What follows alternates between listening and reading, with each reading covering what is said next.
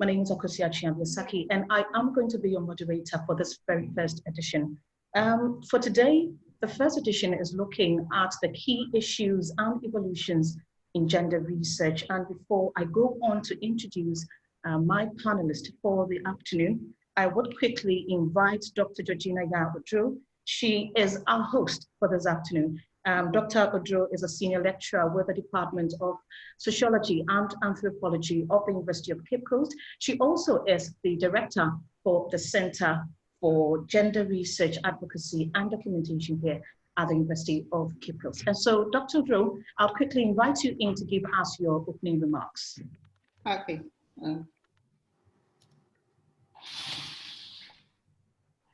Hello and good afternoon to us all, and good morning to those in other continents. I know it's morning for Jane and then it's morning for Karen as well. So we are really happy to have you here this morning. As the moderator said, it's the very first series, so it's the maiden edition. And how did this whole idea came about? What happened was that the Center for Gender Research at the University of Cape Coast is a comparatively young center. It was established in 2013 with mandate to reach out to the university community and beyond on gender issues. So among our activity has been the conducting of a gender-related research series where we bring faculty and graduate students from different parts of the university to come together to share their ideas on research. And then with COVID coming on board, it meant that congregating at a place for that role was difficult. So we decided as a center to move the discussion online to virtual space. And that is what we are witnessing this afternoon. So we are really happy to have you all on board. And when the idea came, we contacted some of you to serve on this first edition. Luckily, Professor Jane Marie Fritz of the University of Cincinnati, the Department of Women's Studies, Sexualities, and then Gender Studies agreed to be a part. Dr. Karen Geoffron also, whom we used to be here at sociology with, but who has now relocated to Canada, also agreed to be a part.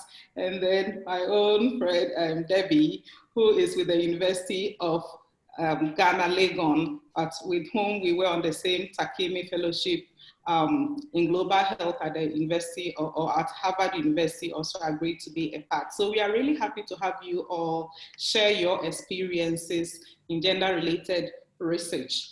This activity also falls within the University of Cape Coast internationalization policy. The University of Cape Coast has relationship with some universities, including the University of Cincinnati, of which Jane is a part. So it's sort of promoting the university's international policy, and the university management is really happy and supportive of this move, of which we are very grateful to them. The public relations section, for example, has really embraced this idea, and they've been helping to publicize. We have a team, a whole team from the ICT Center, from staff of the University Research Fellows from the center, who are all helping to promote this agenda, and we are really grateful to all of them. Additionally, it's our aim that through this series we'll help educate the university on gender-related issues, because that's one of our mandates. As most of us may know, gender sometimes does not sit too well with people. There are people who have their biases towards gender, there are people who have their issues towards gender, but we are hoping that through this series we'll have reorientation and we may embrace gender and then get to learn the whole subject matter of gender. There are a series of topics that will follow. This is the very first one, and it's going to be once every month. So hopefully in October, we intend to look at gender and emotional intelligence in relation to work ethics. In November, because Ghana is getting close to its election on the 7th of December, we intend to host 3 women who will be discussing women in politics. And then in December, getting to the yearly title, we'll be looking at gender and religion. So we hope to be looking at all these.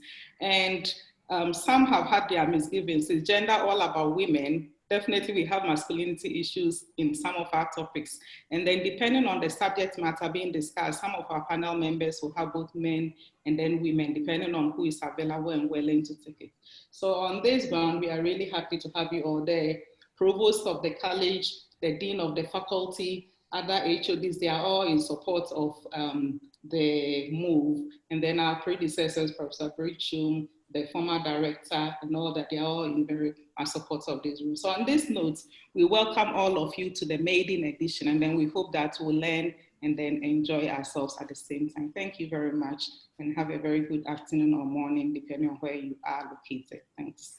Right, thank you very much, Dr. Ojo, for your introductory remarks. She is the director for the Center for Gender Research, Advocacy and Documentation here at the University of Cape Coast, those who are hosting this session this afternoon. So let me quickly also say welcome to the attendees who have just joined us. This is the first edition of the CEGRAD webinar series that will be coming to you once every month. In the wake of COVID-19, somebody will be asking, or people will be wondering, why would we be focusing on gender when COVID-19 has plunged so many parts of the world into chaos? I was reading a report by the Department of Sociology at Oxford. I published it on the 4th of June this year, and it was talking about some inequalities that have been seen in terms of gender around the world. And it basically answered this question by saying that irrespective of the fact that COVID-19 is very much present, so is gender and its related issues. So it's very important that we also pay attention to such issues that are arising. So for this afternoon, as my director correctly indicated, we are looking at the key issues and evolutions in gender research, and we have seasoned panelists who would be discussing this issue, and I believe we're going to have an exciting engagement and quite a number of takeaways by the end of the session. So I'll go on and introduce our panelists, and I'm going to start with Dr. Deborah Atobra. She's a senior research fellow at the Institute of African Studies, University of Ghana. She holds a PhD in African Studies from the University of Ghana and had participated in doctoral schools on global poverty and development and global health challenges at the University of Bergen, Norway. She was a resident at the Bellagio Center in 2012, and in 2015-2016 academic year, she was a Tekami Fellow at the Department of Global Health, Harvard T.H. Chan School of Public Health, Harvard University, Boston, USA. Dr. Atobra is into gender issues and medical anthropology and has published extensively in her subject area. She has also won a number of academic awards. Dr. Atobra, you're most welcome. Thank you very much, Akosia.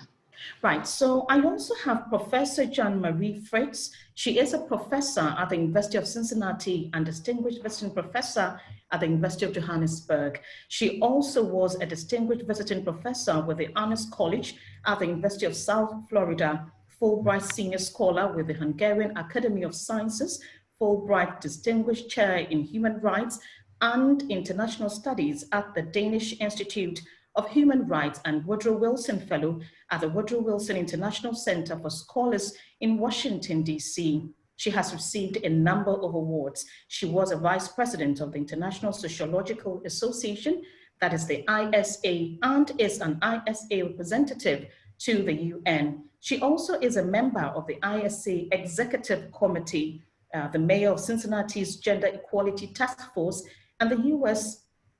Environmental Protection Agency's National Environmental Justice Advisory Council. She has published a great deal about the national action plans for women and girls that are based on UN Security Council Resolution 1325, the need for women to be appointed as professional mediators when there are national or international crises, and the communities for CEDAW initiatives. Prof. Fritz, you're most welcome. Thank you. I'm very grateful to have the invitation to take part. Thank you. You're most welcome. So to my final panelist, Dr. Karen Geoffrion is an assistant professor at Laval University, Quebec in Canada. She holds a PhD in cultural anthropology from the University of Montreal. Her research focuses on binational couples, transnational relationship, and the lived research focuses and lived experiences of the spousal reunification process in Canada. Karen was also a professor at the University of Cape Coast in Ghana. She conducted research on gender diversity and youth sexuality. She continues her various collaborations with colleagues in Ghana. She has won a number of awards. Her most recent project is Codestria, funded with colleagues in Ghana, which explores identity, belonging, and transnational networks in binational mixed-race families living in Ghana. Her interest lies in gender and sexuality in Africa, globalization, migration and mobilities, mixed race identities, among others. She has published extensively in her subject area as well. So to Dr. Geoffrin, I want to say you're warmly welcome. Thank you so much for inviting me. Right. So we look forward to a very engaging session this afternoon. To my attendees, or those who are participating in the session, would have time for you to also send in your contributions. You can send them through the Zoom chat, and at the appropriate time, I would send out either a question, a contribution you want to make, or even if you want to send any criticisms our way, I'm sure we're ready to take it that way. So we'll just quickly go into our engagement for today, and that is looking at the key issues and evolutions in gender research. I'll be starting with Dr. Atubra, and she'll be taking a look at our subject for the day. Dr. Atubra, you have the floor now. Thank you very much, Akosia, and thank you, Gina, for inviting us to your program. It's a privilege to be on the same panel with senior colleague Jan Fritz from the USA and my longtime friend Karin. Hello to you. It's been a it's been a long time. I'm really happy to speak to, you know, the audience. I see most of you might be graduate students, and of course there may be a few colleagues also among you. And so moving straight to the subjects of the day, it's key issues and evolutions in gender research. And I would look at this from two main angles in terms of the conduct of research and talking about key issues and evolutions in methodological, you know, issues of gender research. And then the second aspect will touch on the research subject itself, the theme and what is being researched. And so as I prepared for this talk, the main question I was reflecting on was, what are the emerging contestations in gender research? What are the new developments? What are the progressions? And in progressions, what are the issues which inure to the growth of gender research and broadly gender studies in Africa? I was looking particularly at the African terrain. And I mean, hopefully our panelists will touch on other jurisdictions. And so in terms of the research process itself, one thing which usually comes up in teaching and in researching and even in giving presentations is the need to deal with the stereotypes that we usually work with. And for a very long time, gender researchers and gender scholars have kept certain stereotypes in mind. And it's so easy for students to jump onto these stereotypes and then take them as a given and run with them, and even in conducting research. And so, for instance, you know, we go with the stereotype like women are caregivers. And the assumption is that all women have the capability to care, to be an effective caregiver. All women can care and all women will care. So this is just one example. Or we would say that men don't do housework. Men cannot do housework, or men don't like to do housework. And these may be stereotypical. And as gender research evolves, it's becoming increasingly necessary for us to debunk some of these stereotypes, not just to debunk them, but as researchers and in research work, to look very critically in areas where we would see variations, in areas where we would see some variations from these norms, and to see what's different. And so the general, ideas and the general concepts and the general paradigms exist, but also it's becoming increasingly necessary for us to look at what is different from the assumptions that we have held over the decades, the assumptions that we have run with over the decade, because we seem to have, overgeneralized in many ways. And on this note, I would also talk about the need to embrace heterogeneity, and also the need for us to resist the temptation of addressing gender issues in homogeneous fashion. And if there are questions, because I have a number of points, I would not belabor one point for too long, but if there are questions, we would address them. It's important to look at the differences, and even in terms of women, in terms of men, there are so many different categories of men and women, and we have to be able to examine that. It's also important for us to address the issue of intersectionality. And increasingly, it's becoming more and more topical. It's becoming more and more important to address various factors which intersect gender. And in gender research, we are often looking at the hierarchies. But we know that the hierarchies are also complicated by, for instance, socioeconomic statuses. The hierarchies are complicated by where people live. And so it's becoming even necessary when we talk about rural women. What kind of rural women are we talking about? And even within the rural space, there may be educated women in rural space. And are there instances where we zoom or narrow down to some of these specific categories of women by looking at the various factors that intersect, so that we can pay attention and see the realities of the issues that affect women as they are, we look at the intersections and intersectionality. So that is also one point I would like to touch on. It's also important for us to, in terms of the processes and how we do research, to look at ethical issues.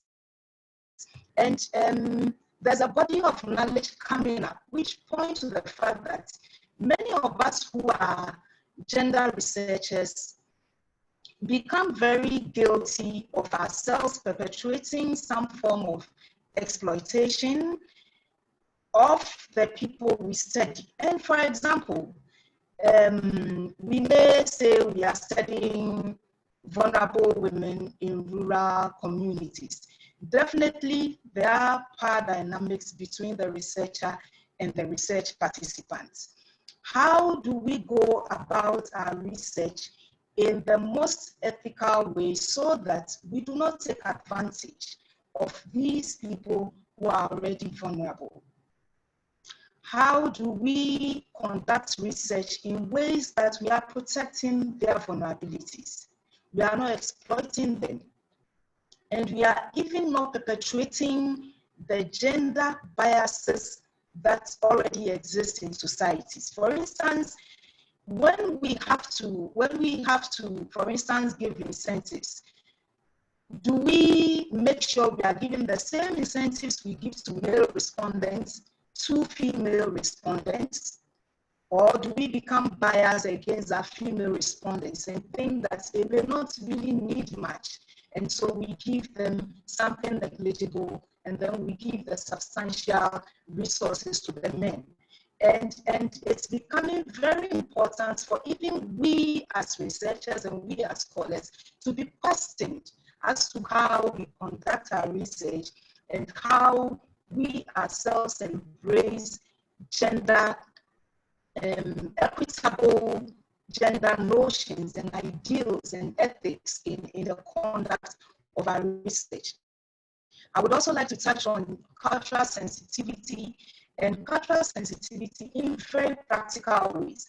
And so if you were doing studies in Africa, for instance, where most of us study, there is gender culture.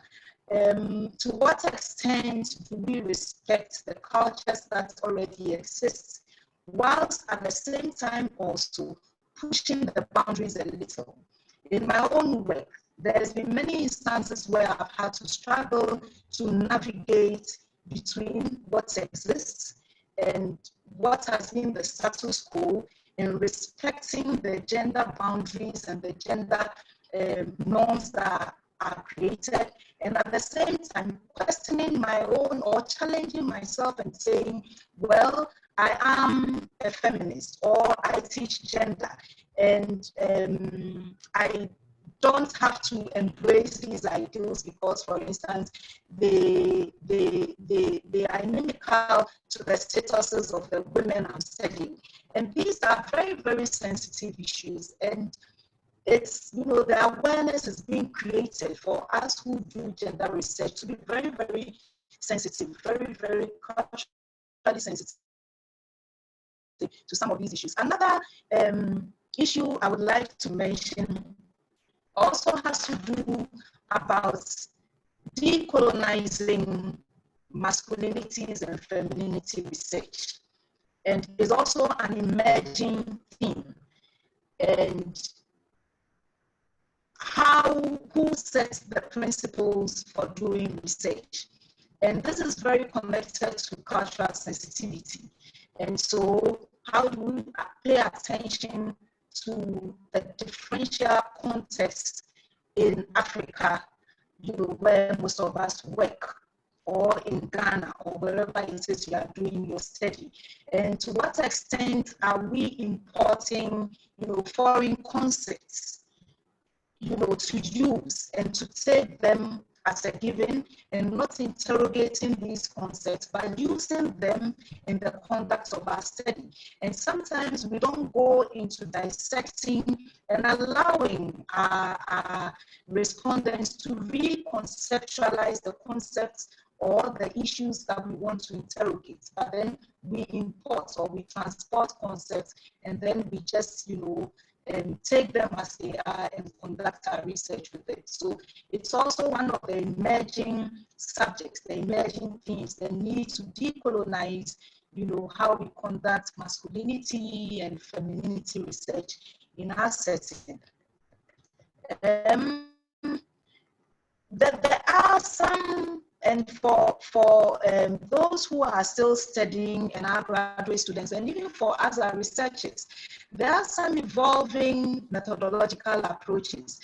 And the literature points to the fact that, life histories are becoming more and more prominent, and they are becoming more and more important because they help us through the life course approach to look at how things have changed over time, and to look at how factors such as globalization, urbanization, and all the mediating big events which are happening in our system also affect different phases of people's lives, and to be able to understand how even gender issues change within the life course of an individual or a group of people. So that is also something I would like to highlight. And then autoethnography is also becoming very, very popular these days. And I can explain that if there is time and somebody is interested. And multidisciplinarity is also something that we see becoming increasingly important. So instead of staying to our narrow disciplines of sociology or anthropology or economics, or it's becoming very important and very necessary to be able to combine the disciplines. So you are combining, for instance, linguistics and anthropology, and maybe geography. So you are studying, let's say, rural-urban dynamics, and then you are looking at, language profiles and you are doing free listing and analyzing the ethno-linguistics of whatever subject it is you are studying, whilst at the same time looking at the cultural issues. And all these enrich the subject and give us varied perspectives that we will not be able to get if we just stuck to our, very narrow disciplinary perspectives. And I'd like to say that for most of us, we haven't paid much attention to the humanities and the creative arts and literature, music, artistic expressions. And in doing gender research, I see from the trends that emerge from the literature that these areas are very rich resources for us to delve into and to understand, the representations of gender, the reflections of gender, and how these are depicted in the creative arts. And many of us may want to turn into these areas. I would move very quickly to what is researched and just go through it very quickly. So as Dr. Odro said at the introduction, I mean, in the room now, we see more females. I haven't counted to know how many males, but the notion has been that gender is about women. But of course, women were the most vulnerable, and the balance or the scale actually tilted against women. Women were the most who, were exploited and did not have access to resources and so on and so forth. So they were vulnerable, and it therefore made sense that the searchlight was for a long time on women, but there's also the increasing interest in masculinities. And people have argued, scholars have said, it's too early for us to do masculinities. We are not done with femininity business. But also we see increasingly how even, oh my goodness, am I off? You're not, Doc, you're not. Unfortunately, it seems we have lost Dr. Atebra. I'll quickly move on to Karen, for you to come in with your presentation as well. And we're looking at what the key issues are and evolutions in gender research. From your perspective, what have those been? Well, thank you again for inviting me to this really interesting and important panel, because this discussion is really important, I find. And I was really, before I even start my talk, I wanted to come back on what our colleague Deborah was saying, and I think that she raised really important issues. And I just want to mention two issues that we can discuss later on in the panel. The first one is decolonizing research, and I think that this is a key point in gender research right now. It's really important, especially in anthropology. We've been working on decolonizing research, but in this case, gender also needs to be decolonized. And there is amazing work that's been written by African scholars, African feminist scholars, that we might want to highlight later on. But I think it's important because anthropology as a discipline has been guilty of imposing Western frames of reference into research in other societies. Important point, and I wanted to thank Deborah for mentioning it. The second point I wanted to come back to, can you hear me well? It says my connection is not very stable. Is it okay? Yes, I can hear you, Karen. Okay, good. The second point is globalization, and I think that also impacts research, gender research tremendously, because while we all know that ideas travel and we live in an interconnected world, there's no such thing as an isolated society anymore. So I think it's important to raise that issue that globalization here is bringing new challenges into research, but also tells us that we need to pay attention to different levels of analysis, local realities, but always in connection to broader realities that are global. I'm thinking, for example, of human rights discourses when we talk about, let's say, gay rights, something that I will come back in my own research. There are some kind of global discourses that do impact local realities, and these discourses we can not do as if they don't exist, but we have to look at the interconnections and how they meet, how they interact, and how discourses, global discourses, shape local realities, and also how local realities have the potential to change, disrupt, test those global discourses. So thank you again, Deborah, for this really interesting talk. Now I want to switch to my own talk. This invitation was really, came at a right moment for me. After 12 years of doing research into gender, it gave me the opportunity to reflect on my work, reflect on my position, and go back to the time when I was a young scholar, and the way my own biases, my own perspective, how I was looking at gender issues, and how my vision has changed over time. So I want to thank you for this very important opportunity for me. As I was saying, my work has always gravitated around gender. I could say now that my work fits into this gender, what we now call gender diversity research. So research that focuses not only on norms, the gender binary, but also on other types of gender expressions, identities, ideologies that are woven into those norms. So what I want to do today is go back to my specific research in Ghana and then maybe tell you a little bit more, bring broader perspectives that will include my work in Canada. So first of all, about 10 years ago, I started working on gender expressions and identities in Ghana, and more precisely on femininity in young Ghanaian men. And that was in the context of growing visibility of discourses on homosexuality in Ghana. So it was really interesting because there were different trends that were emerging. And more recently, as was introduced, my work in gender and migration, where I looked at the perspective of Canadian women who are sponsoring a man from the global south.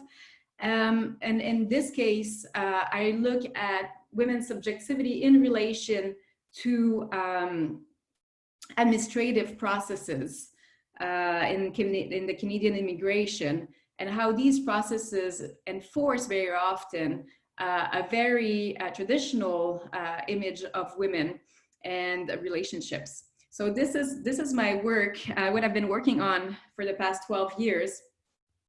And of course, in both contexts, I was interested in the interactions between norms that relate to gender and individual subjectivities, and how they shape one another in a va-et-vient process in which norms are being probed, tested, but very often, and most often, are being reproduced.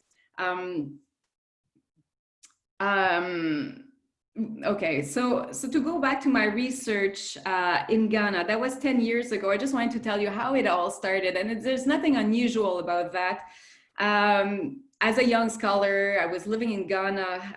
I lived in Ghana for 5 years, not always as a scholar, but that's a different story. And I remember quite well, it's as if it happened yesterday.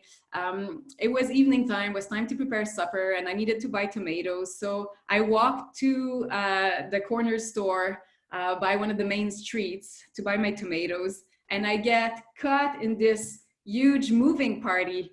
There was a procession with trucks, a lot of people dancing on the trucks, very, very loud music, people everywhere. And what struck me at that moment was that there was such a huge number of young men that were dressed in dresses with high heels, wearing makeups and wigs. And to a young anthropologist, that was really interesting. You know, in anthropology, we say that we have this this gaze, and we do anthropology wherever we find ourselves. So that was obviously that was really interesting to me, to see all these young men and the way they carried themselves with their makeup and everything, and it sparked my interest. So I started looking into young men's gendered practices and gender expression during festivities, most of all. But later on, when I started doing individual interviews with young men who would cross-dress for events like that, I got insights into more subtle expressions of femininity in young men's very often private spheres. And these practices were always in relation to ideals of manhood and womanhood. But what I found interesting back then was there was this polyphony of voices. There was a plurality of experiences and practices that were accepted to a certain extent. And of course, always according to certain informal rules. And very often, practices of femininity in young men were accepted if they were kept private. So we had all these different occurrences that were put together. And for a young anthropologist, as I said, it was really interesting, especially because it was so far from what I knew back home in Canada, where, and then we have to put ourselves back 10 years ago. 10 years ago, the gender binary was still very strong. Institutions, and even now, I mean, institutions are still trying to reproduce this binary and heteronormativity, even though things are changing a little bit, and I'll come back to that. So that was interesting, but it was nothing special in anthropology. There's always been research on gender diversity, and I can think of research on what has been called earlier on, like third gender, two spirits. And this work is not unusual, and it has been criticized quite a bit because of its tendency to romanticize and exoticize gender practices that differed from the gender binary that was prevalent in the Western societies. And that body of work, unfortunately, if it was always described as foreign, of course, but did not provoke much, the much needed reflection on heteronormative practices in Western societies. So this is one of the problems from that work. And unfortunately, my work kind of fit into this, even though I hope that I was able to to draw connections with the context and with globalized realities.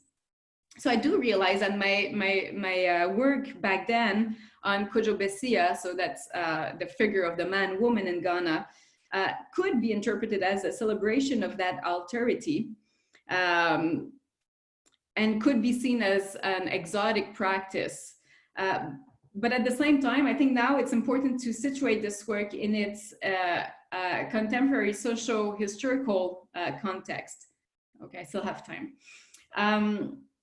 What I called festive transvestism and other forms of femininity in young men took place in a very specific and politically charged climate in Ghana and in several other countries in sub-Saharan Africa.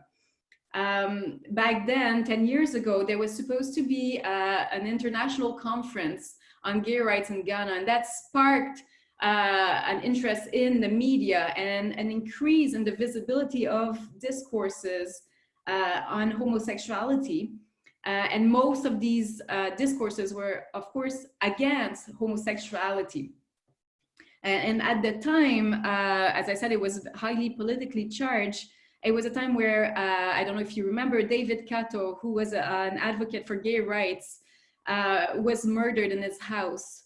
So there was a lot of tension around sexual practices that diverged from the norm in Africa. There was also a threat from the very moral Western states to cut funds to African countries who refused to decriminalize homosexuality. So back then, the discourse was as much a political thing, a global political thing, as it was a local reality. I remember in several African states, homosexuality was deemed un-African, and there was even a tightening on regulations against people who would call themselves gay. And this whole visibility, and I want to refer to Ipresh, who did wonderful research. He's a historian on the transformations on sexual diversity in Africa. Well, at that moment, because homosexuality was so visible in the media, it was more and more conflated. So gender diversity was more and more conflated with homosexuality. And I'm thinking especially of effeminate young men who would be seen more and more as gay. And I put gay into brackets because back then, when I was doing research 10 years ago, and as I said, things are changing because of global discourses on human rights and gay rights, but gay was not an identity for most people. It was for some. It has been. Some people, especially people working in organizations that would defend gay rights, but for most regular people, gay was a practice, was not an identity.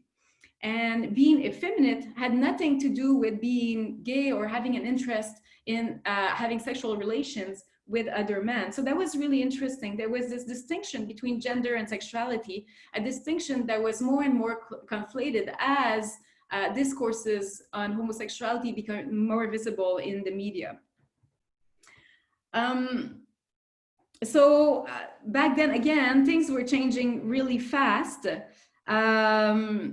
And there was a movement towards more restrictions on gender expressions that were normal. I mean, it was something that we'd often see during festivities, parties. The Black Stars would win an important match, and you'd see all these young men coming out on the streets dressed like girls with their miniskirts and their high heels. So that was something normal. It was also normal to see such events on campuses, whether secondary school campuses or university. There was even during student festivities, there were always activities, cross-dressing activities. It was always part of the festive mode. But when things with this political upheaval, things got well, there was this ideologies change, and there was more and more restriction, I was saying. And I remember that the year I came back to Canada, the university removed the traditional cross-dressing activities from the students' festivities on campus. So gender research is dynamic. It always, gender is dynamic, it changes, ideologies change in some directions, others. And I think it's always important to show the multiplicity of voices and experiences. And sometimes when the climate is ripe, discourses or ideologies that were at the margin come and occupy center stage. So it's not something that is always fixed. It changes and moves. So that's always interesting. So now I want to bring you back to Canada. As I said, things are changing. Well, if I want to talk about gender diversity again in Canada, not so long ago, the climate was very, very rigid when we discussed gender norms and stereotypes. I can even say that there was climate of transphobia. It is still there. We still see in the media murdered trans women. So things like that exist. At the same time, for the past 10 years, there's been undercurrents in gender ideologies, especially in gender identity, coming from students. So it's really a bottom-up thing that seems to be happening. And it seems that there's been a convergence of these ideologies, these different ways of thinking gender, of expressing gender. And more now we see different acceptable ways of identifying as a gendered human being. And I'm thinking of terms that have emerged like non-binary. So now I was teaching gender at Carleton University 2 years ago, and out of a class of 60 students, more than half of the classroom would identify as non-binary. So what does that mean? Does it mean that men and women are not categories that exist anymore? Of course not. It's still a dominant perspective. People still identify as men and women, but a growing number of people are identifying differently as non-binary people, trans, So there are all these different, so there are words that are coming up, terminologies that are coming up, and there's a thorough reflection. So the movement is starting with individuals, of course, but is now even backed up by institutions. So at this moment in history where there is transformation in the way we see gender in Western society, especially in Canada, because that's a reality I know. And that's really interesting. And I think that we should pay attention to these transformations, social transformations that are happening right now. Do I still have 2-3 minutes? Oops, I can't hear you. Yes, Karen, I can spare you about 2 minutes and then Okay. I'll move on. Perfect. So, so I was saying there is change that's happening now here in Canada, and I want to relate it. You know, it's a continuum from Ghana to Canada.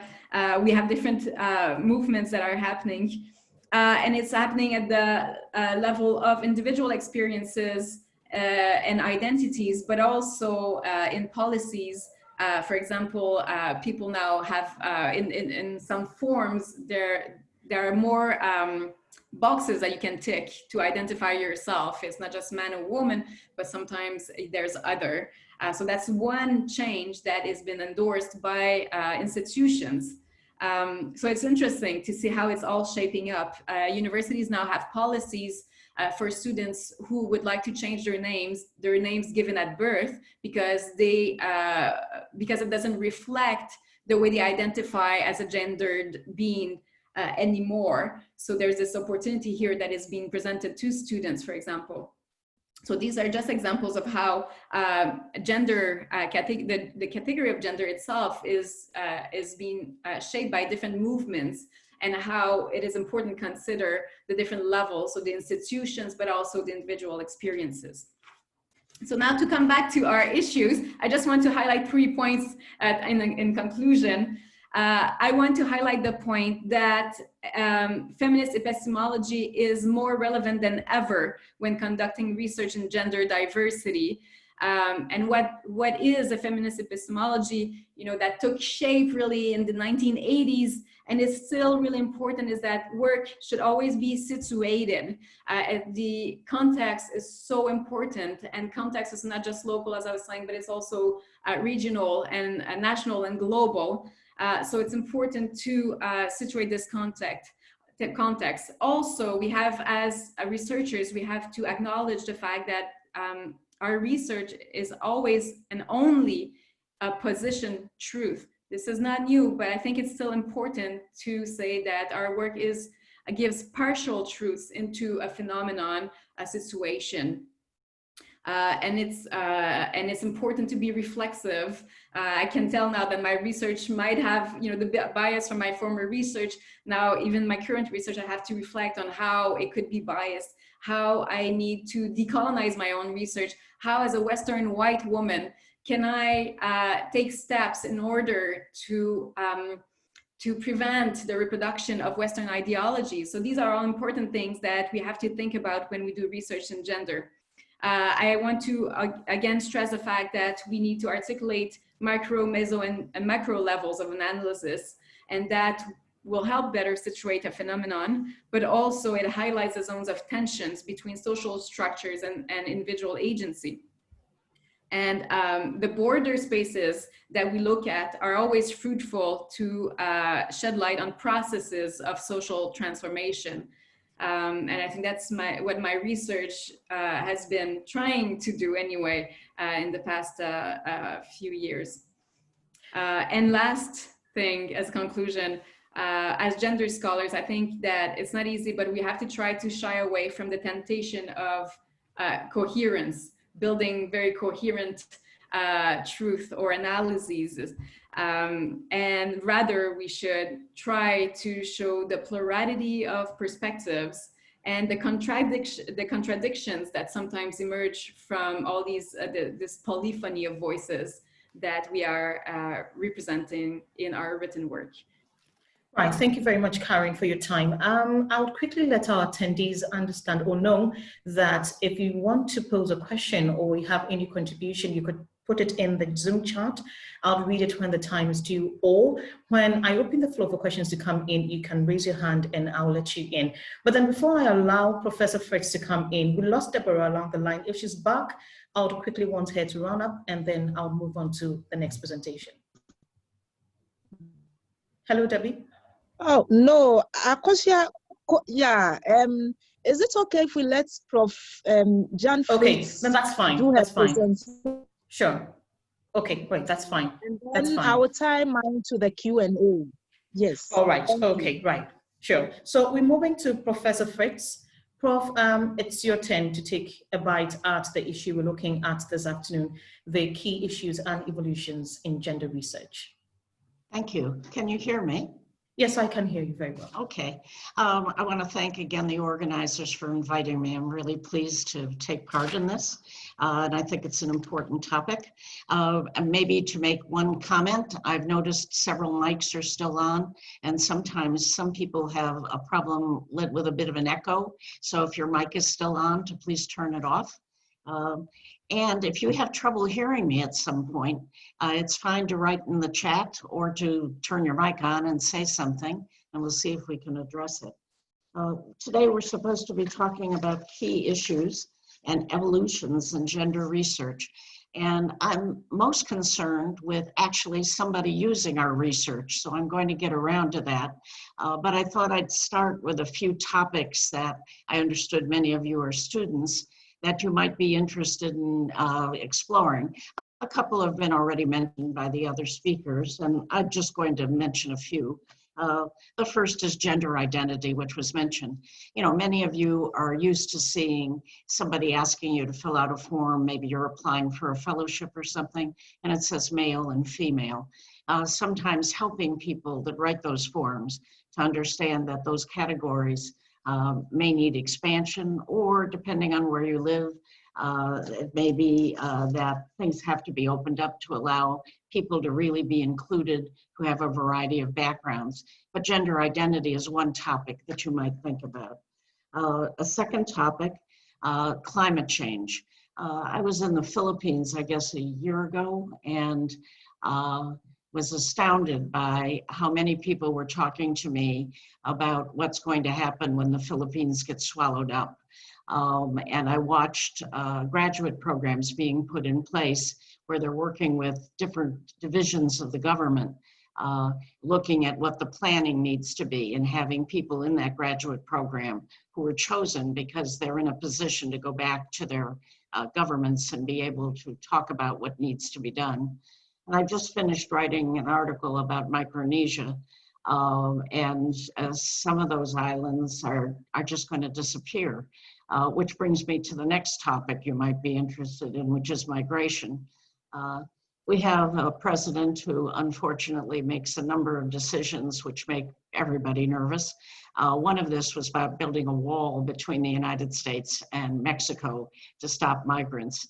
If you're spending any time on climate change, you're understanding that many parts of the world, some of these are going to be significantly affected or disappear because of what's going on. You think we've got migration issues now? We haven't seen anything. You want to be on top of an important topic, you might take something in migration.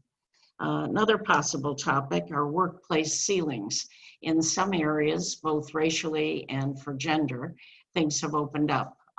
But we're still filled with news stories here in the United States about how the first woman CEO, or if you're really lucky, the first Black and female CEO has been appointed. So ceilings are all over the place. It's still a wonderful topic. Political representation. A lot of women may have the possibility of being nominated, but the process of going through that is not something they choose to do. So you might think about looking at that. Which countries have excellent political representation? Even some of the most progressive countries, which have not gone to quota systems, find it just takes forever to make the changes. So looking at what those blockages are and what can be done to move that forward could be a topic you're interested in. Even the most progressive countries, I've just finished writing a lot about Iceland. And Iceland has been #1 for 10 years in a global gender gap index. So if you want to look at some things that have been done, Iceland is a good place. Even there, domestic violence is still a big issue. So again, if you want to take something that's a hot topic and one that hasn't been dealt with, looking at violence, and particularly domestic violence, might be something that you're interested in. And then customary rules and traditions and practices are always worth taking a look at. Countries that are very diverse, like the United States, have lots of customary rules and practices, but some may be trapping people because there's a preponderance of people from a certain background in the area of the country where you are. In other countries where there is more unanimity, there may be some that are so part of the usual system of thing, people are not even thinking about things could be done differently. Introducing people by taking people to another place to see how things are done sometimes is enough to get at least the conversation started. But this could be something else that you might be interested in. Anyway, these are just a few topics, and these topics can be coming out of my own experiences. You should be looking around at your own country, your region, your neighborhood, to see what's particularly interesting. Let me move to the topic I really want to talk about, which is getting somebody to do something about the results of your research. Frequently in our academic institutions, you feel like you're the one that's really choosing the topic. And sometimes it's you and your advisor. I know I had one student from Turkey whose visa was going to be ending, and she kept working on her topics, and she wasn't going to make it. We were now down to the wire. So I had to say, okay, I think it's time for one of my topics so we can get you finished in the timeline. So frequently, those are the only considerations, that you've come up with a topic that somebody thinks is interesting and contributes, or that given, which I've just said, conditions, meaning your visa's about to be up, you've made other decisions about what to move forward on. But if you're interested in moving to somebody actually doing something about the results of your research, I wanted to talk about 3 things. I always laugh when I talk about 3 things. Many years ago, I had a student ask in a Catholic university, was this because of the Trinity that everyone talks about 3 things? So I never say 3 things without thinking about that student's comment. And it's not because of the Trinity, I just came up with 3 things in this case. So the first thing, when you've got an area that you're interested in, you might hold off making a specific something within that area to be looked at. The reason I say this is you may find that under a particular circumstance, if you want to move something forward, your idea may be too far ahead of the curve or not going to have enough attention to it to be able to move things forward. The second point I want to make is you need to find out what people could use, what kind of information they could use. And in some cases, number 1 and number 2, you may decide which one you want to put first, but I think both of these are considerations you need to think about. For instance, if you're looking to make changes in a company, or you're looking to make changes in government regulation on something, or you think a new piece of legislation needs to move forward. Who are the decision makers? Identifying the decision makers and getting to know what they're doing and their priorities is really important. I know this because I worked on local legislation in the city, Cincinnati, Ohio, and wanted to move something forward. And the something forward had a connection to the UN, and that in the United States can be problematic because we've had many things that have been approved by a president but have not been ratified by the political body that needs to do the ratification. And the reason is there are some political thinkers, or non-thinkers, as you might say, that feel that legislation that is above them, they don't want to agree to. So in other words, if something were put in place by the UN, it could affect what happens in your country, and they don't want something over them. So in the United States, a lot of treaties have not been signed because of that. They may be approved by a president, but they're not ratified. For instance, CEDAW, the Convention on the Elimination of All Forms Against Women, the forms of discrimination against women. There are only a few countries, something like 6, that have not approved this, UN countries. The United States is one of them. So knowing sometimes if something is connected to something else and it's a barrier, you've got to decide, are you taking that on or not taking that on? A recent death in the United States was of a congressman named John Lewis, and he always talked about good troubles, and he felt that if you're going to make trouble, it can be a good thing, good trouble, and he always looked for people and encouraged people to do that. And that's something that sometimes our research is requiring. You're going to have to speak up in ways that you personally may not have done that before, or figure out ways to make some kind of change happen. So these 2 points I've mentioned so far is not necessarily deciding on your research topic in a narrow way, and 2, taking a look at who the decision makers are on the topic that you're working on and figuring out what their interests and connections might be.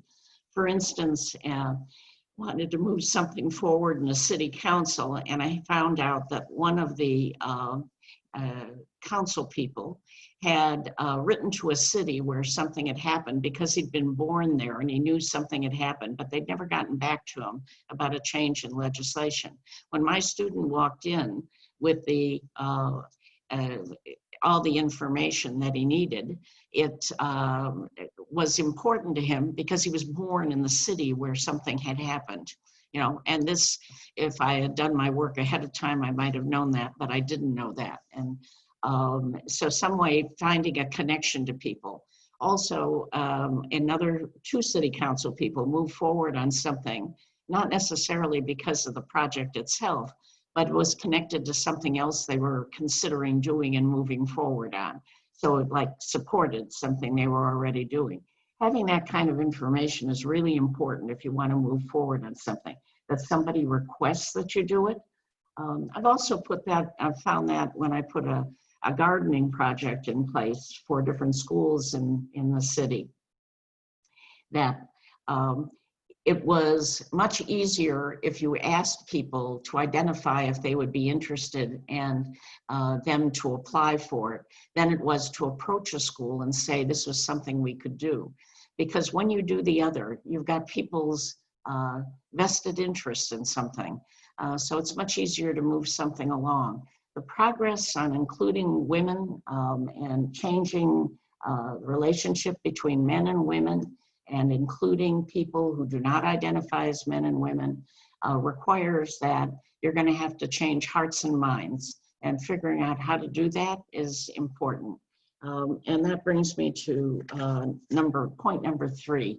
And I don't think I paid much attention to this growing up, and I find my students are a little taken back when I mention it, but why not be the decision maker? Why not be just the person doing the research about something that needs to make changes? If change is important to you, think about running for a political office, if that's where you want to make the change, or getting involved in the company. If you think women, for instance, should be on boards of corporations, figuring out a way to get into something, and you may be doing that by marrying somebody that's high up in it. You could do it by living next door to them and loaning your lawnmower. You can do that by supporting them in some way on some issue that they're concerned with, or you can join them and make the changes from within. And the thing is not to get sucked into by whatever's going on in the place you're in, but keeping your persona, keeping yourself, and figuring out how it is that you can make the change within the organization that you're interested in. But I think my first point is much of it has to do with what our governments need to do. Please consider taking a job within a government structure, or deciding to run for office and moving things forward on the issues that you care about. We have talked for so long about being inclusive, and we have not moved in a way that we really need to do that. So I'd urge you to think about yourself, get your little action feet in place, and moving forward. And maybe as a last point, when you're starting to do that kind of work, you need to really watch the jargon. There is so much in the way people who work on gender issues talk to each other and the kind of frameworks that they use. They sound rather philosophical to the people who are maybe have jobs with a more practical bent to it. And somehow you have to recognize that your language is important if you're starting to work in forums where you want to make public change. Anyway, those are my basic points. Thank you for letting me speak, and I look forward to hearing from you. Okay, thank you very much, Professor Fritz. We have taken all three presentations from our panelists, and it's time to hear from you. So once again, if you want to send any message, you're welcome to either you raise your hand, I would allow you in, and then you could ask a question that you want to, or you could type it in the chat area, and I'll read it out for our panelists to address. So let me start with a question that came from Sandra Wood. Now, Prof. Fritz, she's asking, with the three things that you mentioned, which of them should she take on first?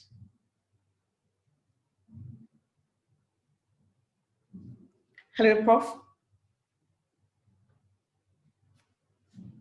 I don't know if I have lost Professor Fritz. No, I was actually reading the chat. I'm so sorry. So now I hear my name here. That's fine. So Sandra wants to find out the three things you mentioned. Which of the three should she consider first in her research? Well, the first point I was trying to make was maybe that the second point is more important to you, or the first point.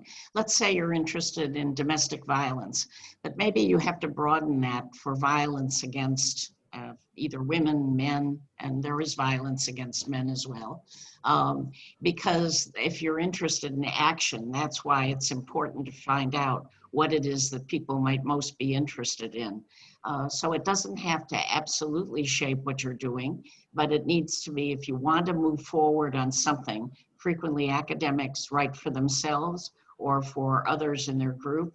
They consider peer reviews the most important thing in the world. In South Africa, your research, you have to get whoever published it, the editor or the publisher themselves, to say that it was peer reviewed. Well, that's fine if you're only dealing with academics, but if you're actually talking about something put in practice, having a general area in which you want to work, but looking for what might be most helpful to the people who are going to make the actual decisions about something. I just think that should be a consideration in deciding what you want to do. Right, thank you very much. I have another question coming in from Dr. Janet Sewa-Boateng, and then it says, many universities in Ghana do not offer gender studies as a course, hence many researchers in gender force themselves to fit in. Are there formats and fundamentals of research? I don't know if Dr. Atubra would want to take this.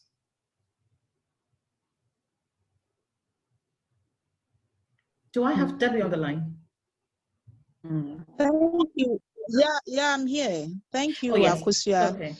Yeah, I think that's, so this question is asking that if I got you right, that there are not many centers for training training in gender studies. And so what should be the format?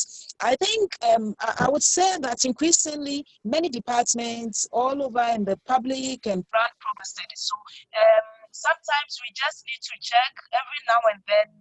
Centers are coming up, and some are doing short programs like a 2-week program in gender studies. In terms of the basic principles for doing gender research, I would say a lot of it depends on what you are researching. A lot depends on what kind of gender research you are doing. So in my own field, where I do a lot of research on people with chronic diseases and how to navigate for care.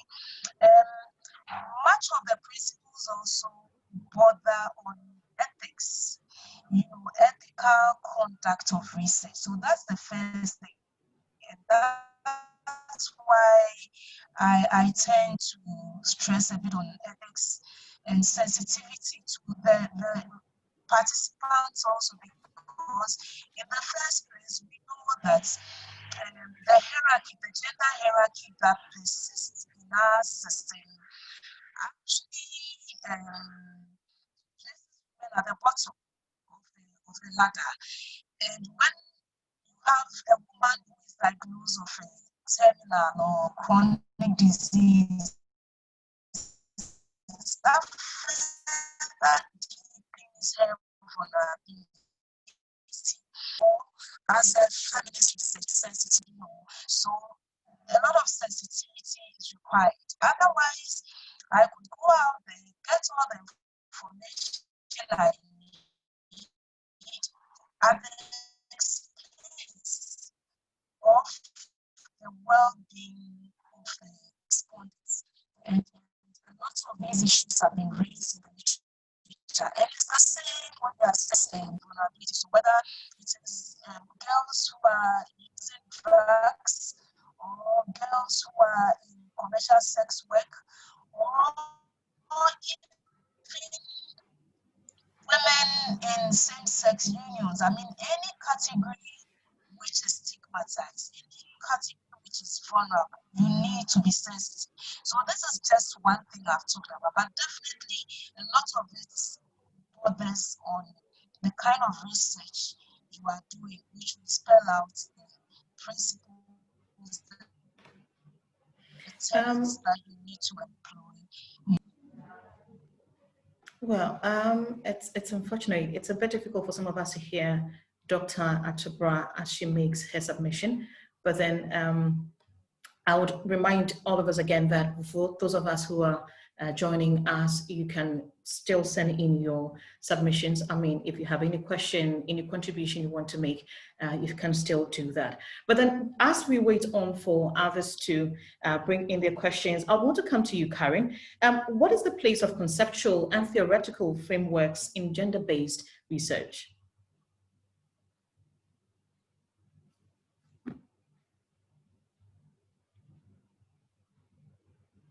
Hello, Karen. Okay, can you hear me now? Hi. Yes, I can hear you now. I was looking for the question in the chat, but I can't see it. You said no, there is. Okay, this is a question I'm asking myself. Oh, okay. All right, so I'm asking you, what is the place of conceptual and theoretical frameworks in gender-based research? Well, in any type of research, conceptual and theoretical frameworks are super important. I mean, you can never put conceptual frameworks aside. So what is the place, I mean, when you develop a research project that's related to gender, is that what you mean? Yes, yes, yes.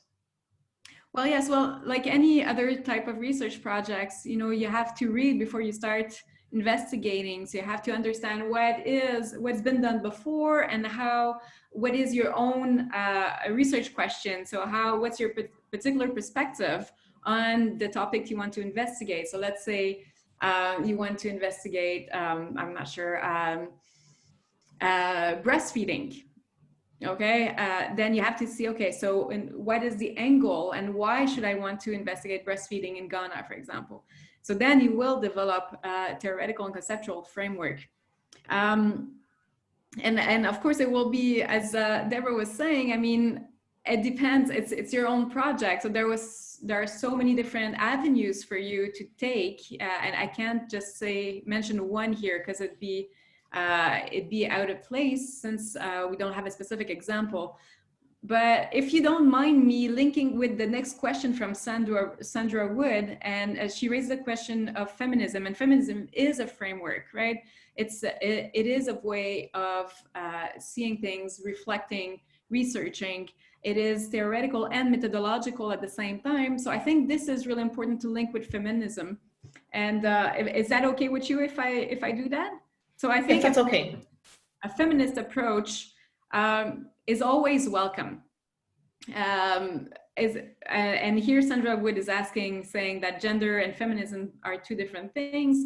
I do not understand why someone would not want to take up a feminist approach, especially in methodologies where, well, in anthropology, feminism shaped the way we do research in anthropology in different topics, and topic of gender, of course, but different topics as well, and has shown us that we should always reflect on our own position as researchers. So I think that this we should always include in our framework. When we do research, we should always include our own position, because our own position will also inform our research results.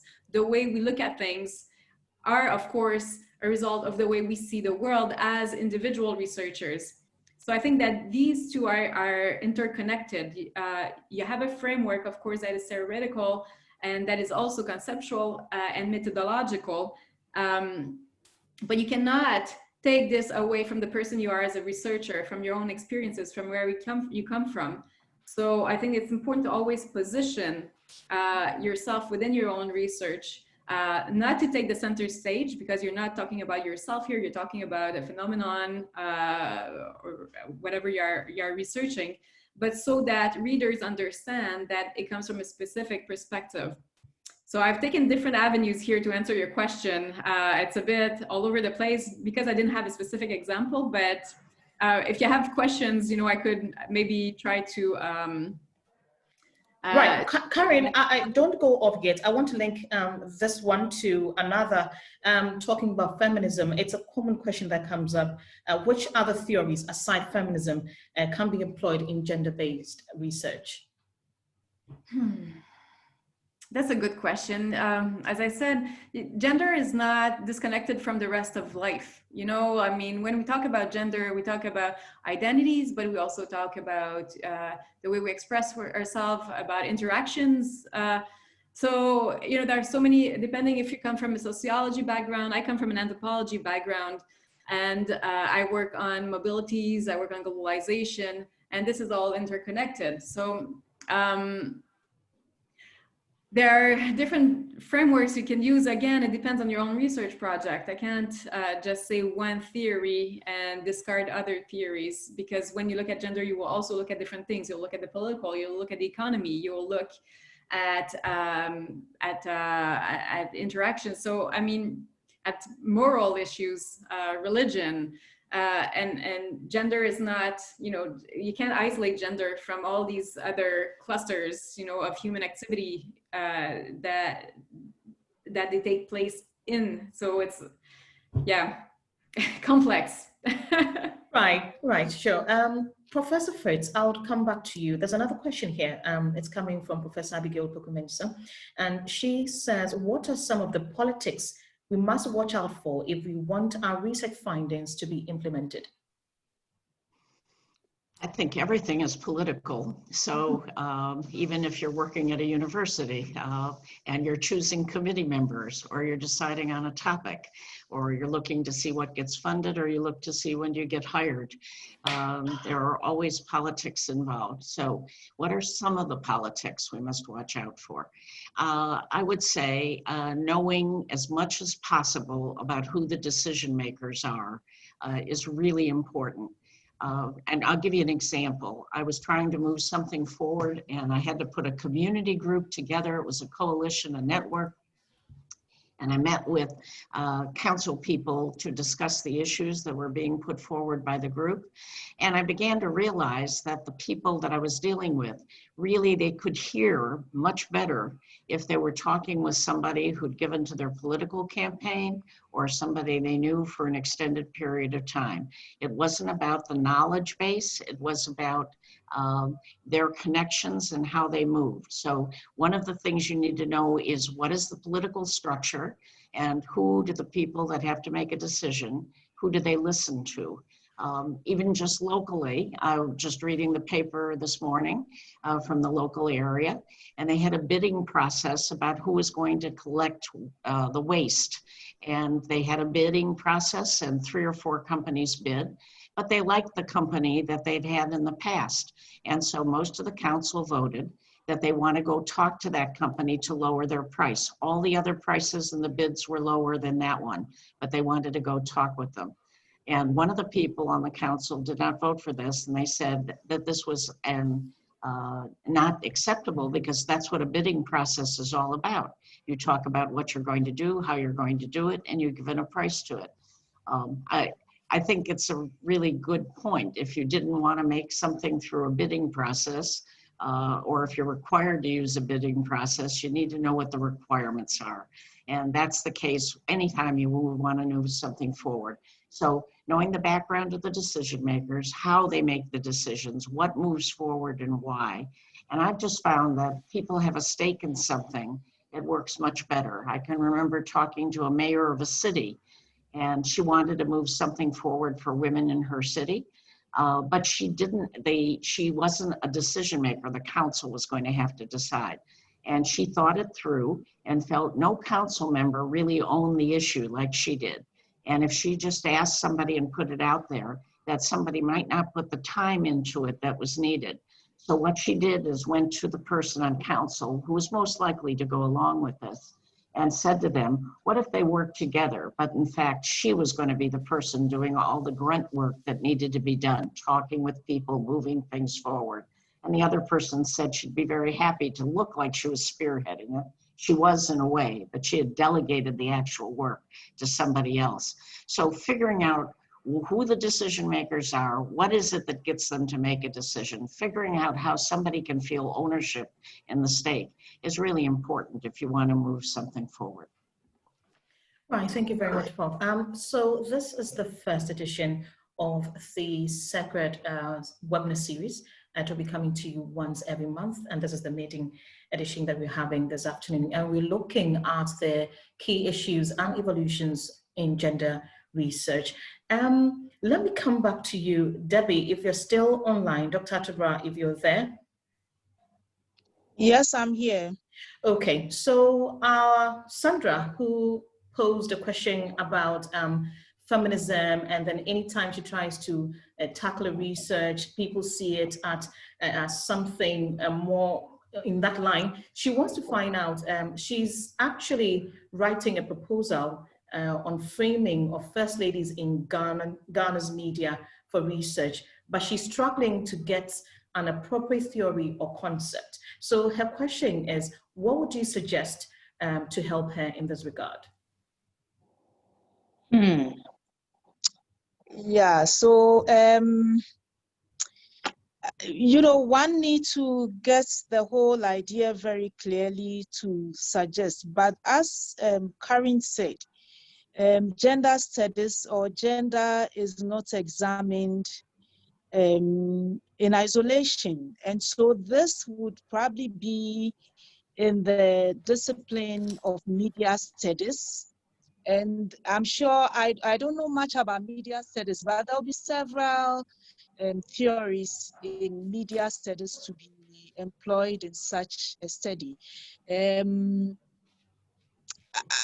You know, I do mainly health and anthropology, but I can even think of a theory like symbolic interactionism. And that helps to understand how people make meaning to events and how what kind of interpretations they make to events and representations, and how these meanings that they deduce are influenced by the norms around them and the values and the culture and everything. And so it's one example, and sometimes you actually need to combine theories. And so if, you know, she has to combine this with the theory of construction of reality, for instance, to construct, you know, people's reality, you definitely need to look at the full concepts to understand what the research questions are. And then you can actually tell what theories could be used. But many people shy from combining theories. You definitely can, you know, augment one theory with another, or even with theory, sometimes you take an aspect and then you don't use it, you know, end block and all of that. So definitely one has to see the full concept notes to be able to make any meaningful recommendations in this regard. Right, thank you very much, Dr. Atubra. I would want to link this to this other question here. Karen, I would want you to take that for me. You know, there is this kind of hostility that usually welcomes any research that is gender-based. So I want to find out from you, how can we actually employ gender research in alleviating this kind of hostility? Sorry, I missed the first half of your question again. Okay, so what I'm saying is that a lot of the time, if you want to do any kind of research gender-based, there is some kind of hostility that you receive. So how would gender research itself help in alleviating this hostility? Oh, wow. Yeah, and it's really true. I think you've all mentioned it when we start discussing gender issues, especially in class with our students. We face a lot of adversity, and sometimes we are faced with stereotypes. And very often feminism has a bad connotation for people for some reason. It's like, it's not a good thing to be a feminist. It's associated with some more radical movements. And also, it's gender is particularly sensitive because it's connected to people's personal sense of identity, persona. It's so sometimes, and because it is integrated, we feel like we are a member of this community that is man or woman or other. And we are proud to be a member of this community. It's difficult to it's difficult to question our gender identity. It's very sensitive, and for some people, especially more vulnerable populations that have been put aside, discriminated against, stigmatized. I'm thinking about trans people, for example. It's even more sensitive, of course, because it comes with a baggage. Historical baggage of segregation, stigma. So how do we alleviate this, these barriers? How we deal with these barriers? Because we have to deal with them on a regular basis. Well, I think that doing a panel like the one we are doing right now is a wonderful start to start discussing issues. Oh. Please go on. Okay, to start discussing issues, in groups, I think it's really important. In my class, I try to always leave room for discussion, and we try to deconstruct our own ways of seeing the world. So this may be particular to anthropology, but we're looking at other societies in order to reflect on our own society and ways of doing things. So I always turn the gaze back to ourselves as a society, and what we think is natural is actually not natural. And then we can see, by comparing our society with other societies, we can see that there's nothing natural, for example, in women raising children, so there are different ways of going about one's business that doesn't have to be held, to be essentialized, basically. So yeah, maybe that's one of the answers to, how to, because it's difficult to face, when we face adversity, when people say, no, women should be doing something and men should be doing something other, and people are very set in their ways, and that's normal in a sense. So it's not easy. It's not always easy to deal with these barriers, but as I was saying, by discussing, very often we make progress. All right, thank you. Professor Fritz, I don't know if you want to take a bite of this. Can I add? Okay, Debbie, Yeah. go on. So just to say that, our business primarily is to reflect reality. And the reality is that in as much as, women generally have been disadvantaged by the norms that are established in society, there are also many women who have been privileged by these same norms.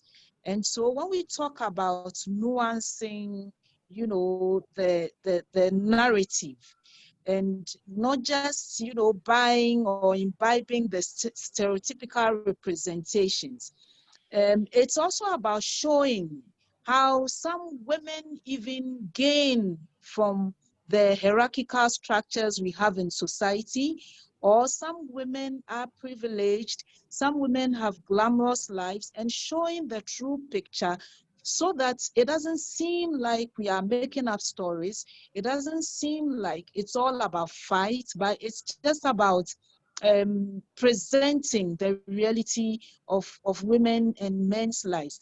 And believe you me, the emerging literature on masculinity studies, for instance, is showing also how men have been deeply hurt by the masculinity ideals we create in society. And therefore, if we make gender studies encompassing, addressing femininity, masculinity, and all of that, then it makes our story more acceptable. It makes people more receptive to what we have to say. And, you know, lately there's been a lot of discussion on toxic masculinity, for instance. And you hear men talking about how masculinity notions create problems for them, and the expectations are so high, many men are finding it difficult to cope as men. And if we do all of these, so women's issues, men's issues, and show the full picture and the nuances and the dynamics and how things are changing along the life course and all of that, then it's a more true reflection, and people are more able to receive, you know, our story and the discourse. Prophet, would you want to take a bite? Are you asking me? Yes, I'm asking, would you want to have a take on this particular subject? Well, I was thinking about the name of the department at the University of Cincinnati, which is Women's Gender and Sexuality Studies. And it's true that sometimes we want to focus on one area, and so we must put its name out there. It's not that gender wouldn't include women's studies or sexuality studies, but they felt a need to identify these three areas as major concerns. And I think a lot of times when people want to analyze the situation for women, they're using the word gender as the word, because they're comparing the gender of men and women in some particular area. But in fact, they may be talking more about women and about including them in participation, making them centrally included, seeing that they have every opportunity that anyone else does, and that's the focus of their work. So I think for a lot of people, it's kind of confusing if you're talking and emphasizing women that you're only using the word gender. And again, I'm talking about which forms you're operating in. You're operating in an academic framework, the theoretical approaches that you're using, defining the concepts and being very clear on your conceptual framework is important. You're talking about the public and you're identifying something as gender when you're wanting to move the situation of women forward. Sometimes it's very helpful just to focus on the women, or people get lost in what gender is all about. Again, it's what your topic and what words you want to use, and it depends on the forum that you're in.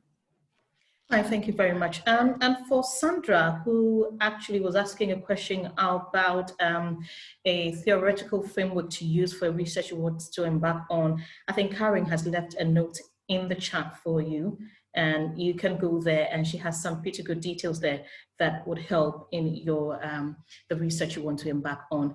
So I guess it's going to be a wrap for this afternoon. It's been a pretty awesome engagement we've had. The session has just been awesome, and I have really loved the engagement that have come from our attendees as well. Great presentation from our panelists. But before I bid farewell to everybody, the director for CEGRAD UCC would come in again and she'll give us some closing remarks. So Dr. Georgina Drew, you have the platform again.